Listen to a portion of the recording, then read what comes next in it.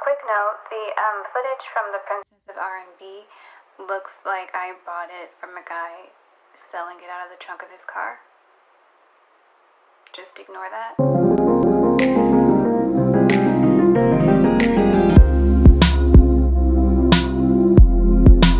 In his lifetime, Oscar Wilde made a lot of statements, many of them thought-provoking and profound and so insightful that if I were to pick any old writer to be on Twitter today, I'd pick him. But it's this quote from Picture Dorian Gray that I always think of when confronted with Hollywood's favorite Oscar bait genre, the biopic. Biopics have been around for about as long as cinema. Many film scholars cite the first of its kind being the silent film Joan of Arc, directed by Georges Méliès. This, of course, followed the Joan of Arc. I don't know if that was obvious. Since then, biopics have become so widespread, with at least 3 being released every year, that the words based on a true story don't have the same effect that they once had. Well, the Hollywood industry still eats that shit up like it's Wheaties. Bohemian Rhapsody famously won an Oscar.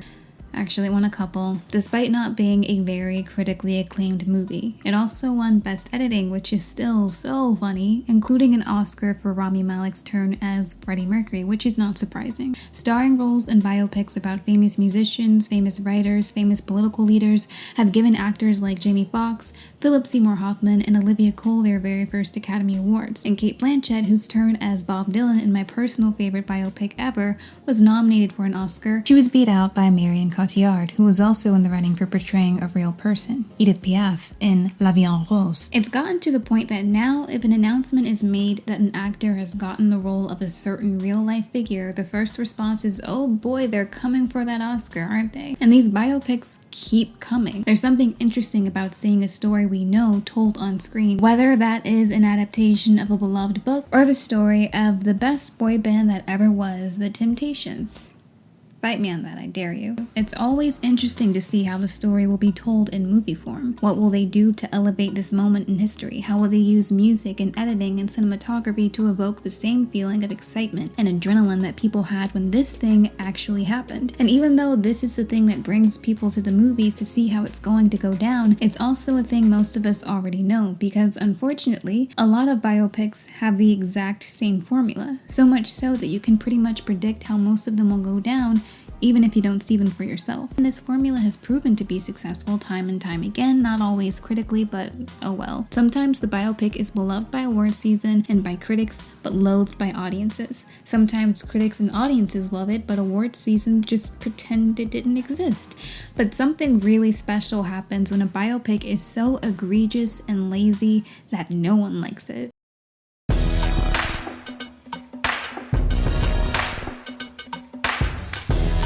The Lifetime Movie Network is nothing short of iconic television. It's been home to some of the most redundant, paint-by-numbers, zero-effort TV movies ever, and I love it for that. Every now and then you get a Lifetime original that's actually pretty well made and heartfelt. One that comes to mind immediately is A Girl Like Me. While there are problems with this movie, most notably the use of a cisgendered actor to play a trans woman, as a narrative structure, it's not bad, especially for a Lifetime original. But considering it was directed by Agnieszka Holland, one of the best filmmakers to come out of Poland, I don't think it's that surprising. I also don't think Lifetime has seen that much positive attention for a movie since then, and it's fine, it's Lifetime. When I visit my grandma and we sit down to watch one of these movies, her with her cigarettes and me with my other cigarettes, we know what we're getting into. Most people don't go into any Lifetime movie, let alone a Lifetime biopic, expecting Amadeus. So it might seem like low-hanging fruit to talk about these biopics in particular, but the awfulness of these movies are intriguing for a couple of reasons. In 2014 and 2017 respectively, Lifetime released 2 biopics of 2 very notable musicians. The Princess of R&B was about singer Aaliyah, whose career started when she was only 14 and was cut short after her tragic death at the age of 22. Britney Ever After chronicled the rise, fall, and rise of pop princess Britney Spears. Both these biopics are completely unauthorized, which has sort of become a theme of all Lifetime movie biopics to date. And you could say The Princess of R&B was a pioneer of Lifetime's fixation on the genre. When The Princess of R&B was announced, there was widespread backlash. I mean, this is Aaliyah. She's a legend, she's an icon. She gave us back-to-back hits when she was still in high school. She gave us XXL looks and the Tommy Hilfiger looks, and looks that are so memorable that people to this day are recreating it. Aaliyah was a child when she took the music world by by storm, and it was obvious that she was going to have a big career. She didn't limit herself to one thing, and everyone could see how far a distance she was going to travel. She was only getting started when she died. Her death was sudden, tragic, and affected the music industry and her cohorts for years. I mean, people love Aaliyah, and people were protective of her memory. Aaliyah gave more to us in her 22 years than most will ever contribute in a lifetime. It's one thing to recognize your gift, but it's an extraordinary blessing to share your talent with the world. Aaliyah gave so much to so many, and for one, I will not be sad or mourn her death, but celebrate her life and be thankful for the gifts that's touched so many. We haven't lost anyone.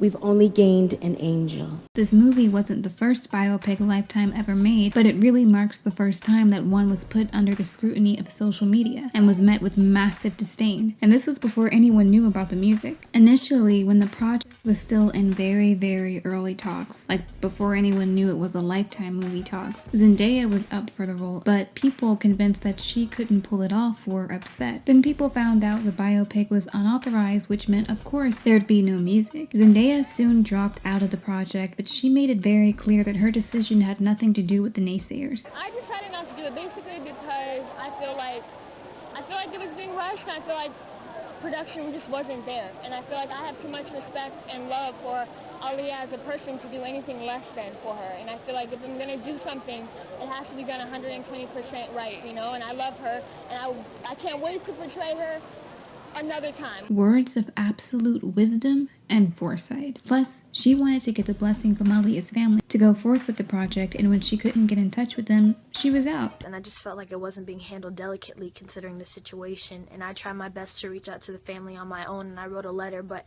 I was unable to do so. Therefore, I felt not really morally okay with moving forward with the project. Her response to not getting the family's blessing was specifically mature when you consider that A, she was 17 years old, and B, the movie's producer, Wendy Williams, literally said, "The family doesn't want the story to be told, but we're gonna do it anyway." Zendaya was replaced by Alexandra Shipp, who we all know and love. I tried to get in contact with the family before I even accepted the role. I asked for an address. Sadly, they couldn't find the mother and they couldn't get in contact with the brother. I wish that I could have gotten their blessing. I wish that I could have gotten an address. I was like, I'll be there, and I was like, I can book a flight now, you know? I want to be able to tell these people how amazing I think their daughter is, and what a huge honor it would be for me to portray her in a movie. And I really hope that they do see that in the work that we've done. But we're gonna do it anyway. As the production continued, more and more people were upset.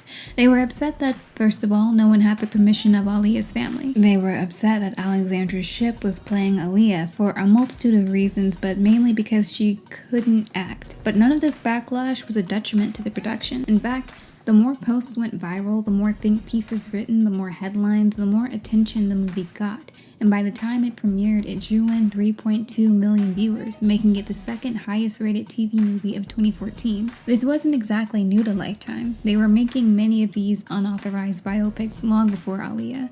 Who can forget Liz and Dick? I'm bored! I'm so bored!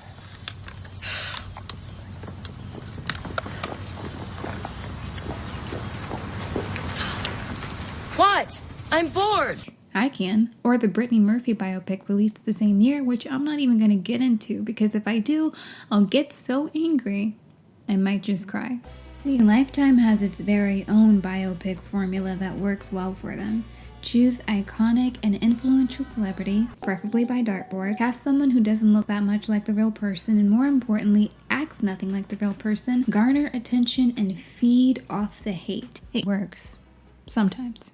Always? Not always, no. Sometimes. That means sometimes. All right.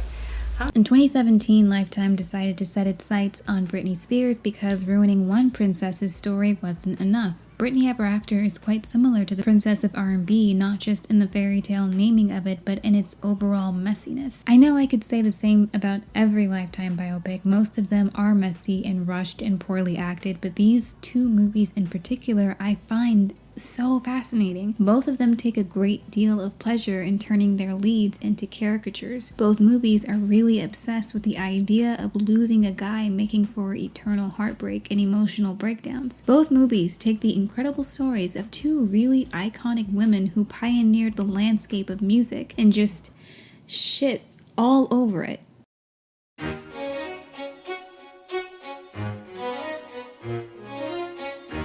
It's kind of sad, but there's a lot of people now who don't know much about Aaliyah or don't realize just how big her career was. And I get it. I mean, I have no point of reference pertaining to the popularity of fucking, I don't know, Miss Get. It was before my time. It doesn't help that Aaliyah's music, all that iconic music, isn't available on streaming platforms. So for those who didn't live through it, it's relatively easy to forget just how much she dominated the music scene. This is someone whose debut album was released a lot earlier than planned based on how successful her first single was. Back and Forth was praised for how it blended dance pop and R&B, a sound that many people in Aaliyah's cohort would be influenced by. The song peaked at number 1 on the R&B Billboard chart, number 5 on the Hot 100, number 10 on Japan's Oricon, and number 16 in the UK. She was everywhere, and for good reason. Aaliyah's career started in 1989 when she went on Star Search. She didn't end up winning, but by the time she turned 12, she was signed to Jive Records and her first album debuted when she was just 14. She would go on to make such iconic songs as Are You That Somebody, More Than a Woman, We Need a Resolution, and as I said earlier, she definitely would have gone on to do a lot more, not just in the music scene either. She had her sights set on the acting world and nabbed roles in Romeo Must Die, Queen of the Damned, and even The Matrix.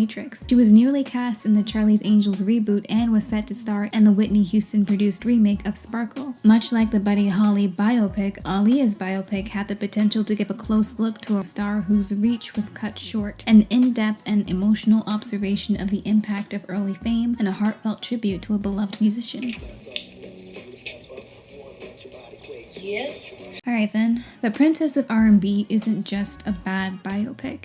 It's a bad movie. The structure of it just doesn't work, mainly because it makes the mistake of assuming people watching the movie already know everything there is to know about Aaliyah. When Bohemian Rhapsody came out, there was an entire generation of people introduced to Queen, and as a result, their albums started to chart again, and the music videos are racking up new views. The movie is awful. I'm sorry, but it doesn't assume that anyone watching it is already familiar with Freddie Mercury. Princess starts with Aaliyah's Star Search performance. They don't even show her losing or her disappointment. Her parents talk about how she's determined, but we don't actually see her being determined. Look at this like you don't know Aaliyah. Well, she cried for 2 days, but by day 3, sometimes I wonder where she gets the focus. She wants acting lessons. Mm-hmm.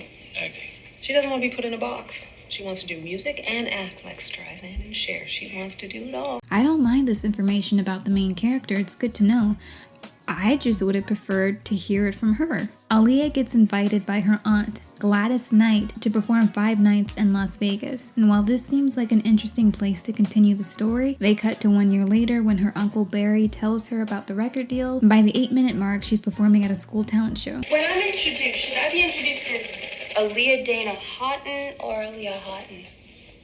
Well, that's a good question. What do you think, Mom? The simpler the better. So just Aaliyah. Yeah, just Aaliyah. No one in this movie says her name correctly, and that would be okay, I guess, coming from the producers and the makeup artist and all the other people that came into her life later. But it's bothersome considering that people loved her so much. I loved her so much that it's like, whoever got cast in it, it's the all, you better do it right. I was watching videos, I was listening to songs, I was, digging and delving in as much as I possibly could because I wanted this movie to be perfect. I wanted people to see it and be like, you know what? She did her job. I don't want to downplay Alex's hard work or make it seem like I believe she's lying about all the research she did for the role because I couldn't ever know that, and I don't want to be harsh. That being said, I do feel like if one was researching so heavily for the part and did spend time watching performances and interviews and spoke to friends and family, it may not have been easy to portray everything about Aaliyah's personality, but it should have been incredibly easy to simply know how to pronounce her name. And she said it all the time. I wanted the first character I did to be somewhat like the Aaliyah people know. Is Aaliyah your real name? Aaliyah is my real name. Your name, Aaliyah? Aaliyah. Oh, jeez. Like Muhammad Ali. So I've been saying it wrong for a week because they told me. I'm here to tell you. Thank you. Muhammad Ali. Thank you. Aaliyah. Aaliyah. Yes. It may seem like a little thing, but that's exactly why there's no excuse for it. It doesn't take a lot of work or research or training to say it the way it was meant to be said. And this mispronunciation is a symbol of everything else the movie and its creators represent. Laziness. And I know that's pretty rich coming from someone who mispronounced Louis Sacker's name in that Holes video, but come on, I wasn't given like $1 million budget to make a biopic about him, alright? Like, could you imagine a biopic about Tchaikovsky where everyone, including the main character, called him, Yo, Tchaikovsky?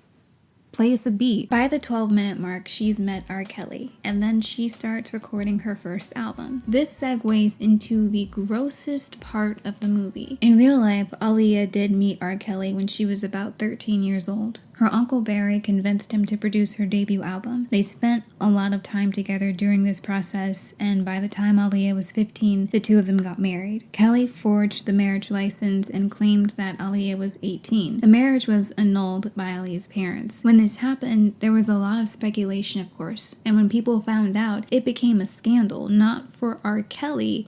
In fact, the person who faced the brunt of the backlash was Aaliyah. This part of Aaliyah's life is very, very delicate, and it's not something that anyone should be so willing to depict with such ease, and especially not without having all of the information, which is impossible to have. After the marriage was annulled, Aaliyah cut off contact with R. Kelly and stopped talking about him. And why would she have wanted to talk about it? It was an awful period in her life. It was a rough time for me, to be honest and be real, for me to get through a very tumultuous period, but you know, I got through it. Most people can agree now that R. Kelly is an actual shitbag human, and they mourn the ways that the world reacted to him in earlier days. And despite writing a song for a 14-year-old girl called Age Ain't Nothing But a Number, and then marrying said 14-year-old, all of this was ignored and made light of. You would think since the movie was made in 2014, there would be a bit more cognizance of this, but there is none. The reason this part of the movie is so gross isn't because of the grooming and pedophilia. It's because the movie chooses not to frame it that way. It's framed as consensual and even as desirable. They depict Aaliyah and R. Kelly as soulmates, being each other's one and only true love. The moments between them are shown as being sweet with romantic instrumentals playing in the background,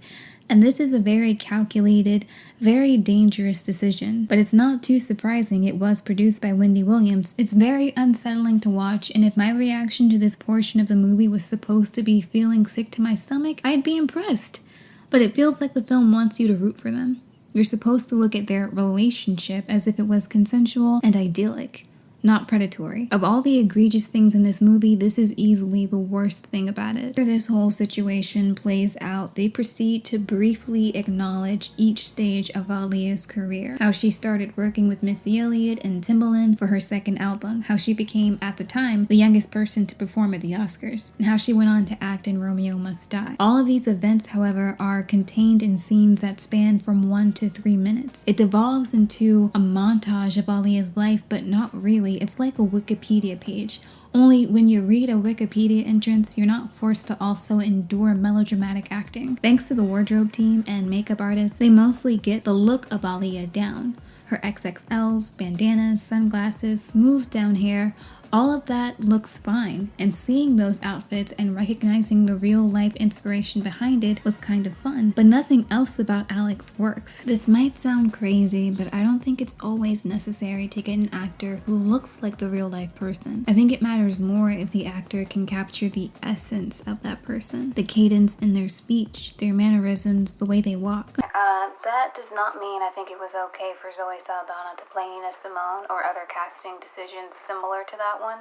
That was really fucked up. I don't think you should be wearing prosthetic noses and darkening your skin tone to play someone that you don't look like. But what I meant more of is that if you can't find someone, for example, with the exact droopiness in Bob Dylan's eyes, Don't worry about it. When Demetrius Shipp Jr. was cast as Tupac in the now infamous biopic, lots of people noted a, quote, striking resemblance between the two. But when I watched All Eyes on Me, something I deeply regret, I wasn't thinking, oh wow, he looks a little like Tupac. I was thinking, oh wow, he acts nothing like Tupac. Regardless of how you feel about him, there was no denying that Tupac Shakur was one of the most charismatic people. In contrast, watching the interview scenes, the unnecessary interview scenes in All Eyes on Me, it's obvious that Demetrius, well-intentioned as he might have been, doesn't have that, and he can't fake it either. It's the same case with Alex and with Natasha Bassett and Britney Ever After, but we'll get to her later. Shipp said that she watched archive footage of Aaliyah to prepare for the role, but it's hard to tell, especially when she speaks. Aaliyah had a soft, naturally melodic voice. She came off as a person who didn't speak unless she had something to say. She was very calm and took things slowly, her words becoming more deliberate and thoughtful. Trish is independent, she's tough, she's edgy, and I felt that would coincide well with the real Aaliyah. In the end, it's all worth it, because it really makes me happy, and I wouldn't trade it for anything else in the world. Considering all the footage Shipp watched, you'd think she could capture some of this, or at least capture how Aaliyah pronounced her fucking name, but she just talks like herself. There's no deliberate decisions made to sound like her, although at some moments, Alex will slip into something resembling effort. Yeah, and hip-hop is all about keeping it real. So I have the same chores, same friends. But then she lets it go. Aaliyah Dana Houghton or Aaliyah Houghton? Aaliyah. Just Aaliyah. I love Aaliyah. Who? Now let's take a deep breath and try to unwind and relax before we look at the desecration of Britney Spears. Take a deep breath in. Exhale. One more time, inhale. Let it go. Alright, let's look at this shit.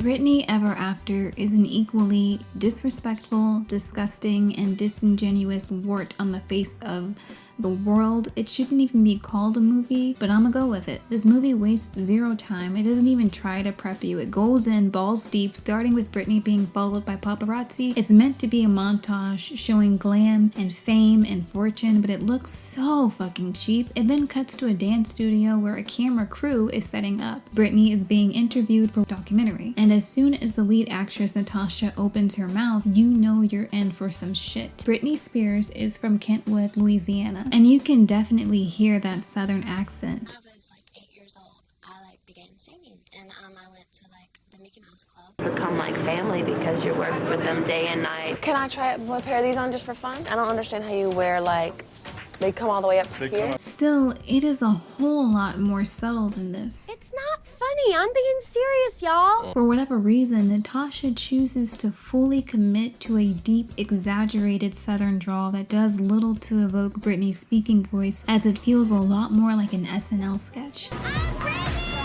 Throughout the movie, Natasha plays Britney as if she was a complete airhead. I understand for a lot of people, this was the perception they had of Britney, that she was just some teeny bopper with a manufactured personality and not a single original thought. But if you're going to play a real person, you should probably think of them like, I don't know, a fucking person? This is an interview scene from the movie where Britney is asked about fame and the like. Now your single is sprinting up the charts. What's that like?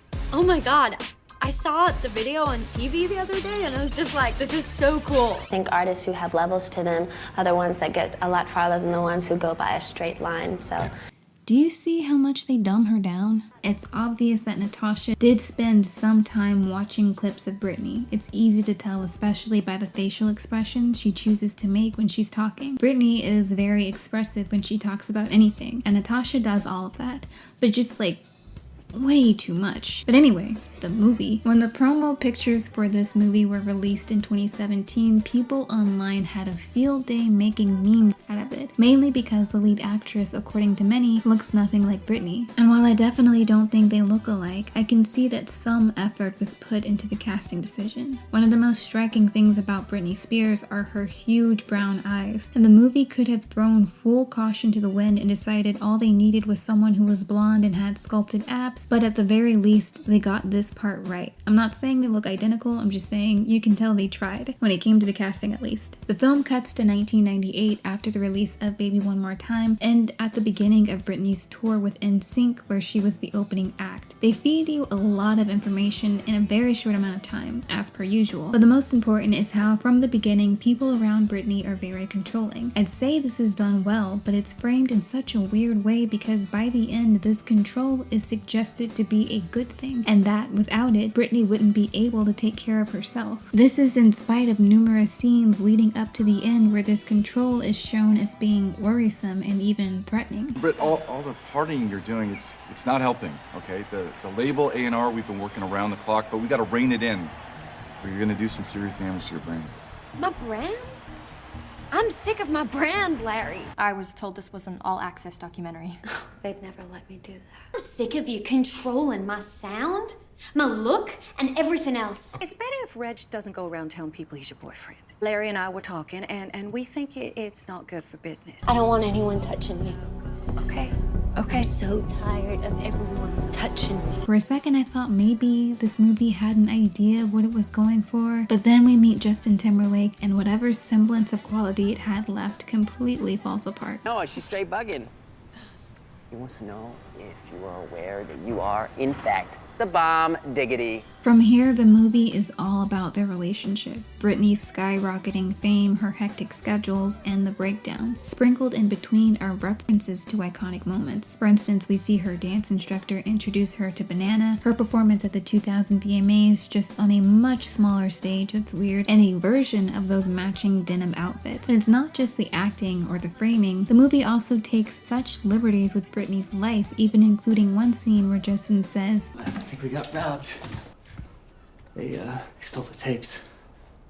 That tape? Even though there's not even a speck of evidence suggesting that this even happened. In fact, when this aired on Lifetime for the first time, lots of fans were outraged. They weren't expecting an accurate biopic, but they weren't expecting such blatant lies either. And it doesn't work in the movie because you have no idea about these tapes because they don't mention it before this scene. The movie is set up with what are essentially flashbacks guiding us to the end of the story. We know about the breakdown, and for the rest of the runtime, the movie leads us up to that moment to figure out what went wrong. Sounds harmless enough and even a bit more structured than the Aaliyah one, but what the movie ends up doing is basing everything that Britney goes through later on her breakup with Justin, as if all that happened in 2007 and the years leading up to it was because she was just so utterly in love with Justin Timberlake that her life was irrevocably changed. There were many decisions that were made for me and that I didn't make myself.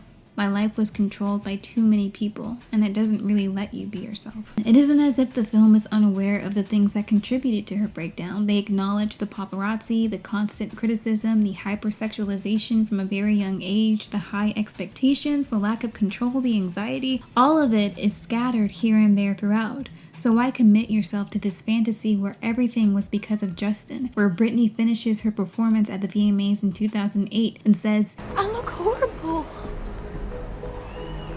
He saw me like that. And I'm in no way trying to downplay Justin's role in Britney's life or anything. I mean, I wasn't there. I don't know what it was like. But I do know at one point in time she did say that she thought she was going to be with him forever. I mean, I really thought that I was going to be with him for the rest of my life. I did. And I can imagine breaking up with him, a first serious relationship in the public eye, and him going around telling everyone that you cheated on him and using your double in his music video. Could not have helped, but I just think the movie oversimplifies. Do you realize how many times Britney was in the middle of an interview and the interviewer was hounding her oh my god, Britney, so why don't you tell us, why are you such a slut, or why do you act like such a slut? There was so much fuzz about these photos in the Rolling Stone magazine. What was your reaction to that? And she would go, well, no, I don't think I'm acting like a slut. I just think, I'm an entertainer. I'm entertaining people, because, that's what I do. Honest with you, I didn't really see, what the big deal was. No. I mean, I thought of it, that wasn't me. That's not me. But I thought of it as a girl playing dress up, and me being a girl and me looking at myself in a different way. I think artists who have levels to them are the ones that get a lot farther than the ones who go by a straight line. And they would be like, Seems like you're acting like a slut to me. Probably the dumbest part of the movie is when Britney and Justin meet again at a club and have a dance-off. I'll play you. What? One game, one-on-one. For what? Your heart. We need a resolution for this circus. There's lots of biopics that aired on Lifetime, many of them unauthorized and good, but I wanted to talk about these two not only because both Aaliyah and Britney were pretty important people to me in my childhood, and even now, I guess, but because looking at the constraints of the films, I truly think there was a way they could have made both without being god-awful. Of course, I'm not suggesting all unauthorized biopics should be made, but I think if they were going to go ahead and do it anyway, they had options to make it not terrible. First off, both of these movies are really short, each spanning just below 90 minutes. You can barely fit the entirety of anyone's life, or in this case, career, in this time frame, not without condensing things so much that the pacing is thrown off. And I'm like, why y'all speeding it up like this? And then a minute after that, she's grown. She's a high schooler now. I'm sitting here like, why are y'all speeding it up? It just, the editing was horrible.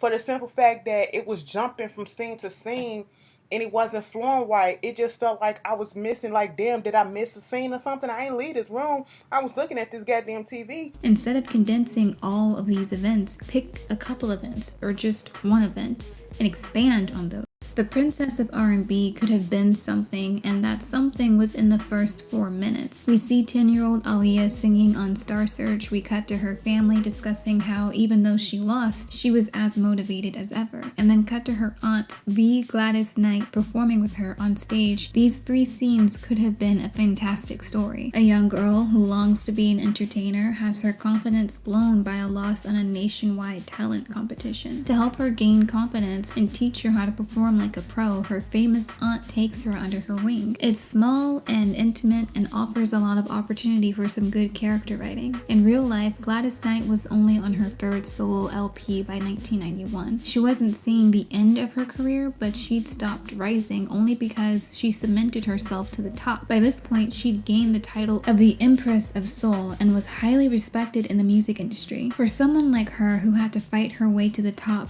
to getting such a title, handing down her knowledge to the Princess of R&B seems fitting, and I personally think it would have made for an interesting movie. I really enjoyed working with her, and she was beautiful, of course, and everybody loved her, and we would sit down and talk and share ideas and what I thought about the business, things that I had learned. Sort of like passing the torch, and I know it wouldn't be much of a biopic in this regard, but the intimate story allows for a much smaller budget, and it would take care of the issue of not being able to use Aaliyah's songs because it would have been long before she had any. You could sort of do the same thing with Britney Ever After. You could focus on that first tour. Britney was the opening act for some boy band. Yeah, I called NSYNC some boy band. Fight me on it. In 1998, and by the end of 1999, her debut album was number 2 on the year-end charts. This was a critical time in her life when her popularity skyrocketed, and she was starting to realize what kind of industry this was. When people asked her invasive questions, when privacy became a thing of the past, when she started to become hypersexualized by everyone. There's a part in that now infamous Diane Sawyer interview I remember very well. It's really weird, like I enjoy my life and I love what I do, but at the same time, even though we didn't have that much then, I was really happy. Like, I'm looking back right now, just the simplicity of life.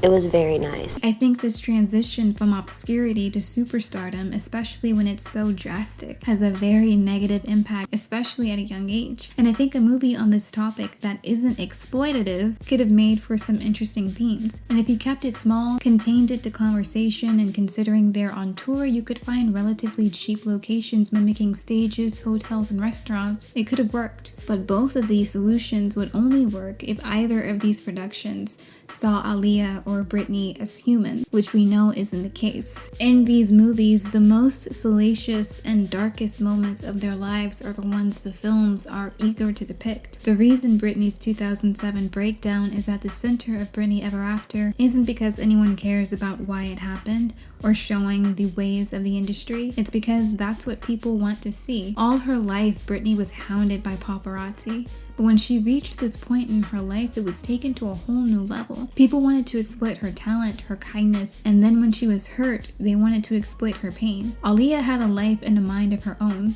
It blows my mind sometimes when I think of how young she was. She had 3 albums, influential music, and a long career before she died. And I know I've said it many times, but damn, she was just getting started. But most of the time when people bring up Aaliyah, it's to bring up R. Kelly and how he took advantage of her. Oh, I'm sorry. According to this movie, that would be how he was her first true love. Jesus, this is disgusting. All of it lacks an understanding of the real people it chooses to center on, foregoing their humanity in favor of their iconography, turning them into things and events instead of people. It's just very apathetic.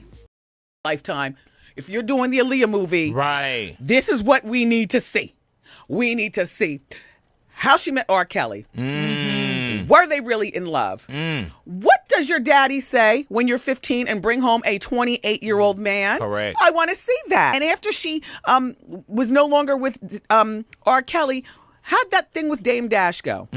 What we're not showing you is the tastelessness of a plane crash. You're right, Wendy. It would be tasteless to show a plane crash. But you know what's also tasteless? Exploiting a part of Aaliyah's life that even she, according to friends, family, and the last person she was dating before she died, wasn't even ready to talk about herself.